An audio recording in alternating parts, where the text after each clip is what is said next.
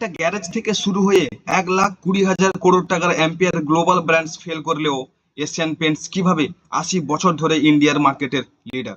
আজকের ভিডিওতে আমরা এশিয়ান পেন্টসের বিজনেস স্ট্র্যাটেজি আর 3টা সিক্রেট পয়েন্ট জানবো। চলুন শুরু করি। এশিয়ান পেন্টের সবচেয়ে বড় ক্ষমতা হলো তাদের ডিস্ট্রিবিউশন। 1960-র দিকে বড় কোম্পানিরা হোলসেলারদের উপর ডিপেন্ড করত, কিন্তু এশিয়ান পেন্টস সরাসরি রিটেলার্স বা দোকানদারের কাছে পৌঁছে গেল। আজ তারা দিনের মধ্যে 3 থেকে 4 বার দোকানে মাল পৌঁছে দেয়। এর ফলে দোকানদারের বেশি স্টক রাখতে হয় না, আর এশিয়ান পেন্টসের কন্ট্রোল থাকে পুরো মার্কেটে। আপনি কি জানেন এশিয়ান পেন্টস শুধু একটা পেন্ট কোম্পানি নয়, ওরা আসলে একটা ডাটা সায়েন্স কোম্পানি। 1970 সালে যখন কেউ কম্পিউটারের নাম জানতো না, তখন তারা বড় মেন ফ্রেম কম্পিউটার কিনেছিল।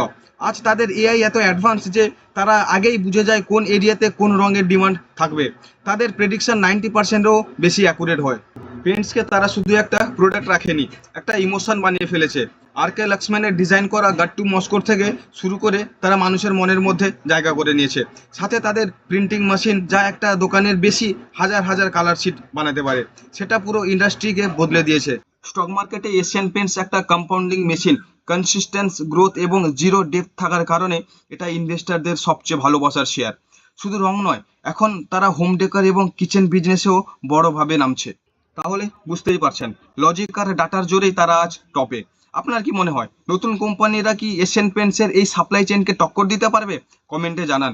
ভিডিওটা ভালো লাগলে লাইক করুন আর তার সঙ্গে সাবস্ক্রাইব করতে ভুলবেন না। দেখা হবে পরের ভিডিওতে। নমস্কার।